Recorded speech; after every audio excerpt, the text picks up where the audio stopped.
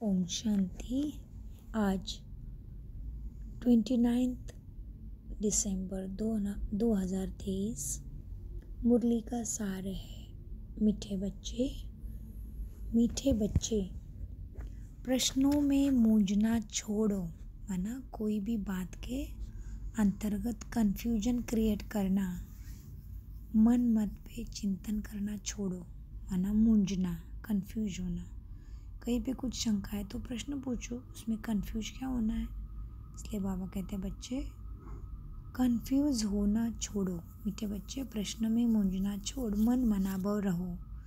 बाप और वर्षे को याद करो, पवित्र बनो और बनाओ। प्रश्न: शिव बाबा तुम बच्चों से अपनी पूजा नहीं करवा सकते हैं, क्यों? उत्तर: बाबा कहते हैं बच्चे मैं तुम बच्चों का मोस्ट ओबीडियंट सर्वेंट हूँ। तुम बच्चे मेरे मालिक हो। मैं तो तुम बच्चों को नमस्ते करता हूँ। बाप है निरहंकारी, बच्चों को भी बाप समान बनना है। मैं तुम बच्चों से अपनी पूजा कैसे कराऊँ? मेरे तो पैर ही नहीं है, मुझे तो कोई मूर्त का आकार ही नहीं, शिवलिंग में पूजते हो, और मैं तो ज्योति लाइट हूँ। तो बाबा कहते मेरे पैर भी नहीं है जिससे तुम धुलाई करो। तुम्हें तो खुदाई खिदमतगार बन विश्व की सेवा करनी है। खुदाई खिदमतगार माना खुद जो धरती पे आया है, जिसको कोई माता पिता गर्भ से जन्म नहीं देते हैं, वो परमपिता परमात्मा स्वयं ही ब्रह्मा बाबा के तन का, शरीर का, वाणी का आवाज़ लेके इस धरती पे आते हैं। तो बाबा कहते बच्चे तुम तो खुदाई खिदमतगार हो। खुदाई माना खुद ही धरती पे आया है, खिदमत माना उसके विचार, उसकी शिक्षा माना श्रीमत माना मुरली। तो तुम्हें तो खुदाई खिदमतगार बन विश्व का सेवा करनी है, तो तुम ही बनेंगे विश्व महाराजन। गीत चला है निर्बल से लड़ाई बलवान की। तो बाबा कहते तुम्हारे अंदर जो कमी कमजोरी वो तो कुछ नहीं, तुम्हारी मन की रचना है। तुम उसको अवेयरनेस से ध्यान दो तो वो ख़त्म हो जाएगी, क्योंकि तुम आत्मा शक्तिशाली हो और तुम आत्मा ही विश्व पिता परमात्मा की संतान भी हो, जो सर्वशक्तिवान है, सर्वशक्तिमान है। तो बाबा ने क्या कहा, उत्तर में गीत क्या चलाया आज की मुरली से, निर्बल से लड़ाई भाग्य बलवान की। ओम शांति। निराकार शिव भगवान वाच शिव बाबा निराकार है और आत्माएं जो शिव बाबा कहती है वह है सुख, वह भी असल में निराकारी है। निराकार ही है आत्मा भी। निराकारी दुनिया में रहने वाले यहाँ पाठ बजाने सृष्टि रंगमंच पर साकार बने हैं। अब हम सबको तो पैर है, श्री कृष्ण को भी पाव है, पैर पूछते हैं ना। शिव बाबा कहते मैं तो हूँ ओबीडियंट, मेरे पैर ही नहीं जो तुमसे मैं पैर धुलाऊँ पूजा कराऊँ। सन्यासी पैर धुलाते हैं ना अपने शिष्य से।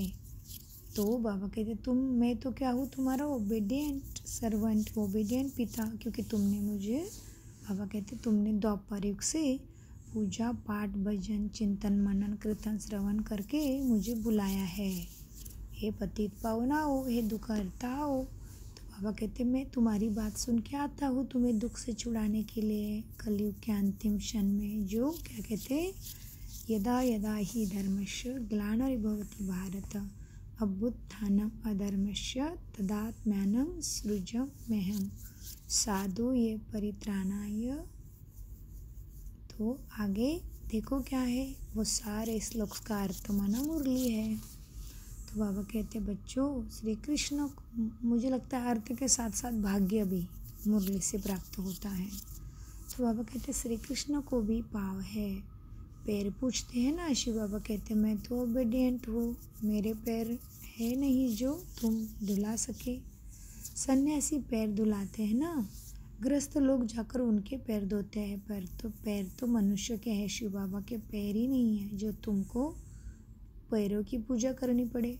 यह है पूजा की सामग्री। बाप कहते हैं मैं तो ज्ञान का सागर हूँ, मैं अपने बच्चों को कैसे पैर धुलाऊँ। तो बाप कहते हैं वंदे मातरम, माना माते को वंदन करता है स्वयं भगवान।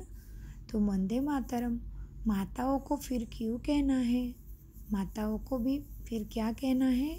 हाँ, खड़े होकर कहेंगे शिव बाबा नमस्ते। जैसे सलाम अलैकुम कहते हैं ना, सो भी बाप को पहले नमस्ते करना पड़ता है। कहते हैं आई एम मोस्ट ओबीडियंट, बेहद का सर्वेंट हूँ। निराकार और निरहंकारी कितना है। पूजा की तो बात ही नहीं। मोस्ट बिलीवर्ड चिल्ड्रन, जो मिल्कियत के मालिक बनते हैं, उनसे कैसे पूजा कराएंगे। हाँ, छोटे बच्चे बाप के पाँव पड़ते हैं क्योंकि बाप बड़ा है। वास्तव में तो बाप बच्चों का भी सर्वेंट है। जानते हैं कि बच्चों को माया बहुत तंग करती है, बहुत कड़ा पाठ है, बहुत अपार दुख अर्जुन आने, बाबा कहते हैं अर्जुन दुख आने वाले मनुष्य सृष्टि पे। यह सारी बेहद की बात है। तभी बेहद का बाप आते हैं। बाप कहते हैं दाता मैं ही एक ही हूँ, सबको सुख शांति देने वाला दाता मैं एक ही हूँ। हाँ, बाप से सब मांगते हैं। साधु संत लोग भी मुक्ति बाप से ही मांगते हैं।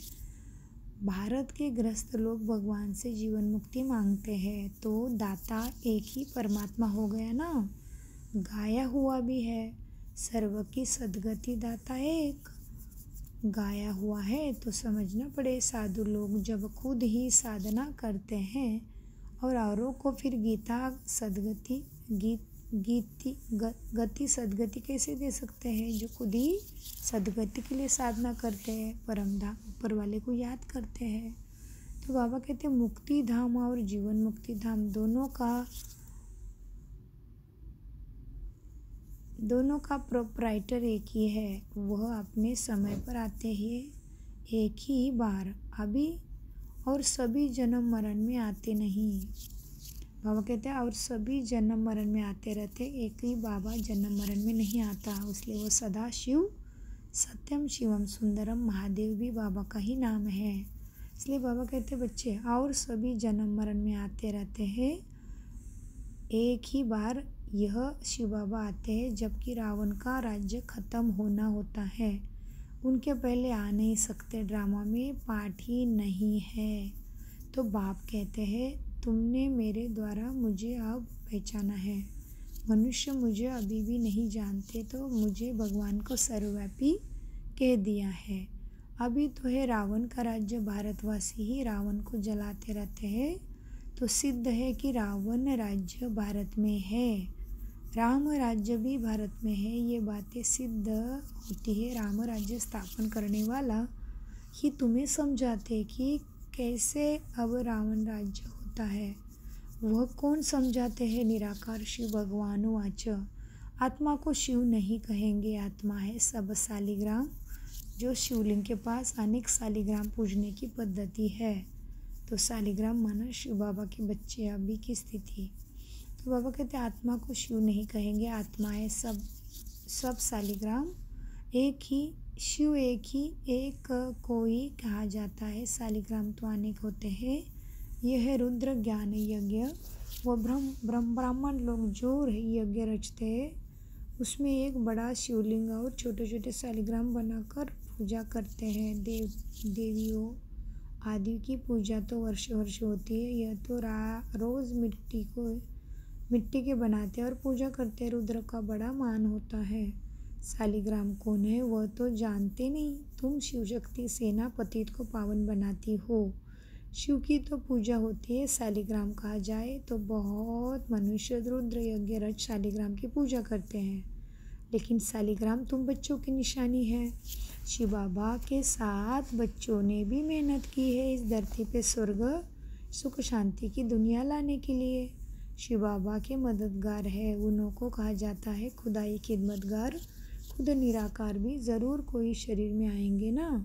स्वर्ग में तो खिदमत की दरकार ही नहीं, वहाँ पे तो सुख ही सुख है, तो तुम खुदा की खिदमत क्यों करोगे।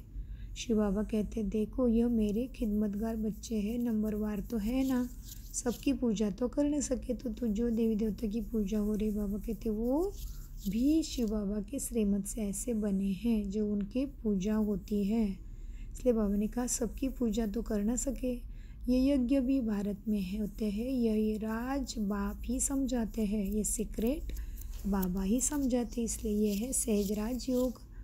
वह ब्राह्मण लोग व सेठ लोग थोड़ी ही जानते हैं। वास्तव में यह है रुद्र ज्ञान यज्ञ बच्चे पवित्र बन भारत को स्वर्ग बनाते हैं। यह बड़ी हॉस्पिटल है जहाँ योग द्वारा हम एवर हेल्दी बनते हैं। बाप कहते हैं मुझे याद करो, देह अहंकार पहला नंबर विकार है जो योग ताड़ तोड़ता है। तो ये देह ही 5 तत्वों का है, तुम्हारा है नहीं। तो ये देहभान को समझो।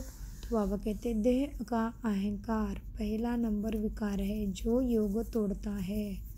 तुम्हें देह भान में माना बॉडी कॉन्शियस में लाता है।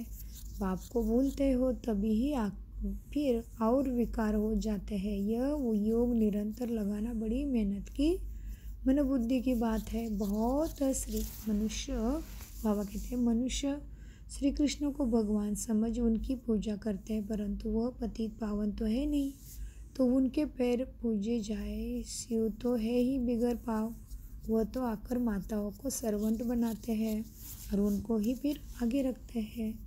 इसलिए नाम ही है इस संस्था का ब्रह्मा कुमार कुमारिया। तो इसलिए बाबा कहते बच्चे देखो, शिव तो है ही बिगर पाव, वह तो आकर माताओं को सर्वेंट बनाते हैं और कहते हैं बाप और स्वर्ग को याद करो तो तुम भी 2500 साल का अखंड सुख माना 21 जन्म राज्य करेंगे। 21 पीढ़ी गाई हुई है ना, और धर्म में नहीं गाई जाती, और धर्म में 21 पीढ़ी का गायन है। और हमारे इधर गणेशा माना शुरू का, गणेश माना शुरुआत, तो गणेशा को भी 21 दुर्वा वहां लगाते हैं ना, माना 21 जन्म सुख शांति। 21 माना 2500 जन्म हमें हमारे सारे कुल को, घर बार को सुख शांति की दुनिया में ही जन्म मिलेगा। इसलिए बाबा कहते बच्चे स्वर्ग को याद करो तो फिर तुम 21 जन्म राज्य करेंगे। 21 पीढ़ी गाई हुई है और धर्म में नहीं गाई जाती। किसी भी धर्म वाले की 21 जन्म स्वर्ग की बादशाही नहीं मिलती है। यह भी ड्रामा बना हुआ है। देवता धर्म वाले जो और धर्मों में मिक्स हो गए हैं वह फिर निकल आएंगे। स्वर्ग के सुख तो अपरंपार है। इसलिए बाबा ने क्या कहा मुरली में आज, जो बाकी धर्मों में जो जन्म मृत्यु का खेल खेलते खेलते देवी आत्माएं दूसरे धर्म में चली गई, वो भी भागी दौड़ी चली आएगी। इसलिए ये ज्ञान 140 देशों की आत्माएं अभ्यास करते उस अनुसार अपना जीवन बना चुके हैं। इसलिए बाबा कहते बच्चे देखो, अब ये ड्रामा है, तो देवता धर्म वाले जो और धर्मों में मिक्स हो गए हैं वह फिर निकल आएंगे। स्वर्ग के सुख तो अपरंपार है। नई दुनिया नए मकान में अच्छा सुख होता है ना, थोड़ा पुराना होता है तो कुछ ना कुछ दाग हो जाते हैं, फिर रिपेयर किया जाता है। तो वैसे ही हमने जन्म मृत्यु का खेल खेलते खेलते आत्मा में अलग अलग संस्कार हो गए, तो उसको अभी दैवी संस्कार करना है। तो कैसे करेंगे? बाबा की मुरली सुन के। तो बाबा कहते बच्चे देखो, जैसे बाप की महिमा अपरंपार है वैसे स्वर्ग की महिमा भी अपरंपार है, जिसका मालिक बनने का तुम पुरुषार्थ कर रहे हो और कोई स्वर्ग का मालिक बन ना सके। तुम बच्चे जानते हो विनाश की सीन बड़ी दर्दनाक है। उनके पहले बाप से वर्षा ले लेना चाहिए। बाप कहते हैं अब मेरे बनो, अर्थात ईश्वरी गोद ले लो। शिव बाबा बड़ा है ना, तो तुमको प्राप्ति बहुत होगी। स्वर्ग के सुख अपर पार है। स्वर्ग के सुख का तुम अंत पार भी नहीं लगा सकती, इतने सुखी तुम बनते हो। नाम सुनते ही मुख में पानी आता है ना, स्वर्ग नाम सुनते ही कितना अच्छा लगता है।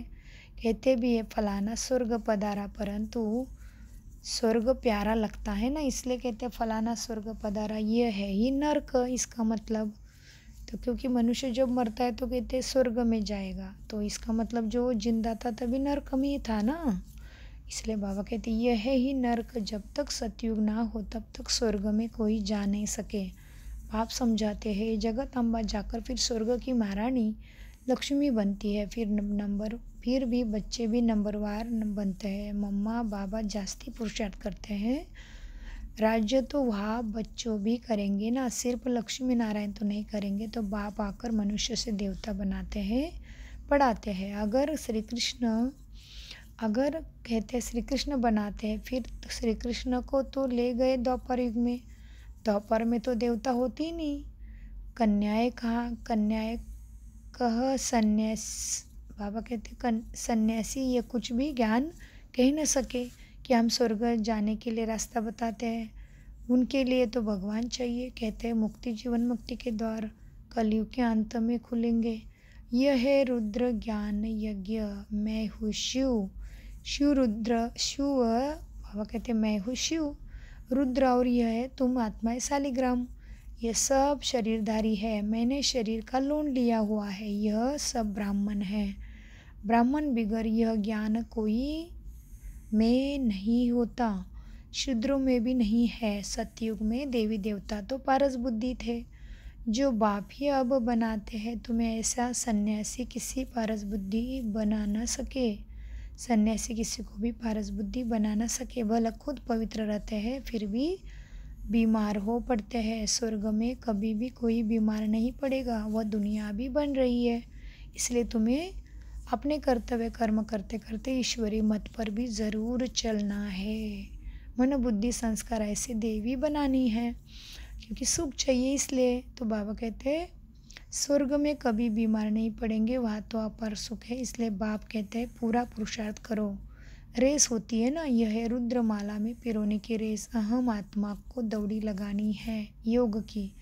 जितना योग लगाएंगे तो समझेंगे यह टीका दौड़ रहा है, उनके विकर्म विनाश होते जाएंगे। माना विकर्म, माना विकारों में आके किए हुए कर्म, माना काम क्रोध ईर्ष्या द्वेष लोभ अहंकार में वश होके जो कर्म किए उसको पाप कर्म अथवा विकर्म कहते हैं। वो कैसे हमारे पाप कर्म भस्म हो जाएंगे? परमपिता परमात्मा के ऊपर अपने मन बुद्धि को लगा के उसके शिक्षा अनुसार अपने संस्कार हम बनाएंगे तो हमें ऐसे बाबा कहते तुम्हारे विकर्मों का विनाश होता जाएगा। इसलिए बाबा को पाप कटेश्वर भी कहते हैं भक्ति में। तो बाबा कहते बच्चे जितना तुम अपने बाप दादा से बुद्धि योग लगाएंगे तो समझेंगे यह टीका दौड़ रहा है, उनके विकर्म विनाश होते जाएंगे। तुम उठते बैठते चलते फिरते यात्रा पर रहो। बुद्धि योग की यह बहुत अच्छी यात्रा है। तुम कहते हो ऐसे स्वर्ग के अपरंपार सुख पाने के लिए पवित्र क्यों नहीं पवित्र क्यों नहीं रहेंगे? हमको माया हिला नहीं सकती। प्रतिज्ञा करनी होती है। क्या प्रतिज्ञा करनी होती है? अंतिम जन्म है, मरना तो यही है, तो क्यों नहीं बाप से सर्विस ले ले वे। कितने बाप के बच्चे हैं, प्रजापिता है तो ज़रूर नई रचना रचते हैं। नई रचना होती है ब्राह्मणों की। ब्राह्मण है रूहानी सोशल वर्कर, देवता तो प्रारब्ध भुगते हैं। तुम भारत की खूब सर्विस करते हो, जो भारत पूरा विश्व ही दुख सुख में हो जाता है। तुम भारत की सर्विस करते हो इसलिए तुम ही स्वर्ग के मालिक बनते हो। भारत की सर्विस करने में सबसे सर्विस हो जाती है, भारत की सर्विस करने में सबकी सर्विस हो जाती है। वह तो है रुद्र ज्ञान यज्ञ। शिव रुद्र शिव को कहा जाता है ना कि कृष्ण को रुद्र कहेंगे। श्री कृष्ण को तो सतयुग का प्रिंस कहते हैं। वहाँ यह यज्ञ आदि होंगे ही नहीं, वहाँ दुख ही नहीं है। अभी है रावण राज्य खलास, ये खलास होना है। फिर कभी रावण बनाएंगे ही नहीं। बाप ही आकर इन जंजीरों से तुम्हें छुड़ाते हैं। इस ब्रह्मा को भी जंजीरों से बाबा ने छुड़ाया ना। शास्त्र पढ़ते पढ़ते इस ब्रह्मा का भी क्या हालत हुआ था। तो बाप कहते बच्चे अब मुझे मन बुद्धि से याद करो, शिक्षा को याद करो। याद करेंगे, सिमरन में करेंगे तो स्वरूप में आएगा। बाबा कहते बाप को याद करने की हिम्मत नहीं है, पवित्र रहते नहीं, फालतू प्रश्न पूछते रहते हैं। तो बाप कहते बच्चे छोड़ो सारे बातें, नहीं ज़्यादा कुछ समझ में आ रहा है तो भी मन मना भव, मन में रटते जाओ मैं बाबा का बाबा मेरा, मेरा शांति सागर बाबा मुझे मिल गया। शक्ति प्रेम आनंद मेरे में चार्ज हो रहे हैं। कितना सारा सुंदर चिंतन हम मुरली की शिक्षा से कर सकते हैं। तो बाप कहते मन मना भव, अगर किसी बात में मूंझते हो तो उसको छोड़ दो, मन मना भव करो। ऐसे नहीं कि प्रश्न का रिस्पॉन्स नहीं मिला तो पढ़ना ही छोड़ देना है, नहीं। कहते भगवान है तो रिस्पॉन्स क्यों नहीं देते? बाप कहते तुम्हारा काम है बाप और वर्षे से चक्र को भी याद करना पड़े, वह भी त्रिमूर्ति और चक्र दिखाते हैं। लिखते हैं सत्यमेव जयंती, परंतु अर्थ नहीं समझते। तुम समझा सकते हो। शिव बाबा को याद किया तो सूक्ष्म वतनवासी ब्रह्मा विष्णु शंकर भी याद आएंगे। और सुदर्शन चक्र को याद करने से विजयंती हो जाएंगे। जयंते माना माया पर जीत पहनने वाले सत्यमेव जयते कहते हैं, लेकिन इसका अर्थ तो परमपिता परमात्मा ही समझाते हैं कि विजयंते हो जाएंगे। माना जयते माना माया पर जीत पहनेंगे। कितनी समझ की बातें हैं। यहाँ कायदे हैं। हंसों की सभा में बगुले बैठ नहीं सके। बीके जो स्वर्ग की परी बनती है उन पर बड़ी रिस्पॉन्सिबिलिटी है। पहले जब कोई आते हैं तो उनसे हमेशा यह पूछो, आत्मा के बाप को जानते हो? प्रश्न जो पूछते हैं तो ज़रूर जानते होंगे। सन्यासी आदि ऐसे कभी नहीं पूछेंगे। वह तो जानते खुद नहीं तो दूसरे को कैसे पूछेंगे। लेकिन तुम पूछो कि आत्मा परमात्मा को तुम अपने पिता को जानते हो क्या? तो बाबा कहते हैं, बाबा सेवा कैसे करनी वो सिखाते हैं। तो वो तो जानते ही नहीं। तुम तो प्रश्न पूछेंगे बेहद के बाप को जानते हो? पहले तो सगाई करो। ब्राह्मणों का धंधा ही यही है, सबको राजयोग सिखलाना। बाप कहते हैं, आत्माएं मेरे साथ योग लगाओ क्योंकि मेरे पास तुम्हें आना है। सतयुगी देवी देवताएं बहुत काल से अलग रहे हैं तो पहले पहले ज्ञान भी उनको ही मिलेगा। लक्ष्मी नारायण ने 84 जन्म पूरे किए हैं, उनको ही पहले ज्ञान मिलना चाहिए। मनुष्य सृष्टि का जो झाड़ है उसका पिता है ब्रह्मा और आत्मा है पिता शिव। तो बाप और दादे हैं ना, तुम हो उनके पोत्रे, उनसे तुमको ज्ञान मिलता है। बाप कहते हैं, मैं जब नरक में आऊँ तभी ही स्वर्ग रचू ना। शिव भगवान वाच्य लक्ष्मी नारायण त्रिकालदर्शी नहीं है, उनको ये रचता रचना का ज्ञान नहीं। तो परंपरा कैसे चले कोई समझते हैं, यह तो सिर्फ कहते रहते हैं। मौत आया कि आया, होता तो कुछ भी नहीं है। इस पर एक मिसाल भी है ना। उसने कहा शेर आया, परंतु शेर आया ही नहीं। और एक दिन सच में शेर आके सारी बकरी खा के गया। वैसे ही है, बाबा कहते आखिर एक दिन शेर आ गया, बकरियां सब खा गया। यह बातें सब यहाँ की है। एक दिन काल खा जाएगा तुम्हें, फिर क्या करेंगे? भगवान का कितना भारी यज्ञ चल रहा है और श्वासों का भरोसा नहीं, इसलिए पढ़ाई पर लग जाओ। परमात्मा के सिवाय तो इतना बड़ा यज्ञ कोई रच ना सके। ब्रह्मावंशी ब्राह्मण कहलाकर पवित्र न बना तो यह मरा दुख से शिव बाबा से प्रतिज्ञा करनी होती है। मीठे बाबा, स्वर्ग का मालिक बनाने वाले बाबा, मैं तो आपका हूँ, अंत तक आपका होकर रहूँगा। ऐसे बाप को अथवा साजन को फारकती दे दी तो महाराजा महारानी स्वर्ग में सुखमय कैसे बनेंगे? अच्छा, मीठे मीठे से खिला दे बच्चों प्रति माता पिता बाप दादा का याद प्यारा और गुड मॉर्निंग। रूहानी बाप की रूहानी बच्चों को नमस्ते। हम रूहानी बच्चों की रूहानी बाप दादा को याद प्यार गुड मॉर्निंग नमस्ते। धारणा के लिए मुख्य सार है, सच्चा खुदाई खिदमतगार बन भारत को स्वर्ग बनाने में बाप का पवित्रता की मदद करनी है। रूहानी सोशल वर्कर बनना है। नंबर 2, किसी भी प्रकार के प्रश्नों में कंफ्यूज या मूंझ कर ये सदगति की पढ़ाई नहीं छोड़नी है। प्रश्नों को छोड़कर बाप को मन में या वर्षे को और बाप को याद करना है। वरदान, हदों से पार रह, सबको अपनेपन की महसूसता कराने वाले अनुभवी मूर्त भव। वरदान का विश्लेषण है, जैसे हर एक के मन से निकलता है मेरा बाबा, ऐसे सभी के मन से निकले कि यह मेरा बाबा है, बेहद का भाई है, यह बहन है, दीदी है, दादी है। कहाँ भी रहते हो लेकिन बेहद सेवा के निमित्त हो। हदों से पार रहकर बेहद की सेवा, बेहद का श्रेष्ठ कम बाबा कहते हैं बेहद की श्रेष्ठ कामना रखना, यही है फॉलो फादर करना। अभी इसका प्रैक्टिकल अनुभव करो और कराओ। वैसे भी अनुभवी बुजुर्गों को पिताजी काकाजी कहते हैं। ऐसे बेहद के अनुभवी अर्थात सबको अपनापन तुम महसूस कराते हो, तभी तुम हो हदों से पार। है ना, अपने घर वालों से प्यार नहीं, सबका ही भला सोचना है, सबके ही भले का चिंतन चले।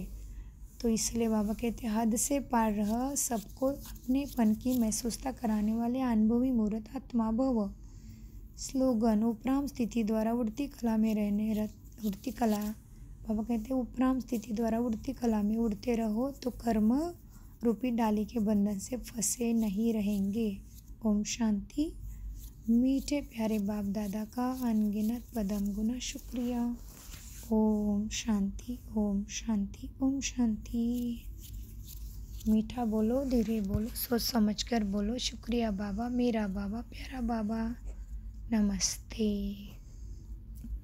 Good morning. ओम शांति, ओम शांति, ओम शांति।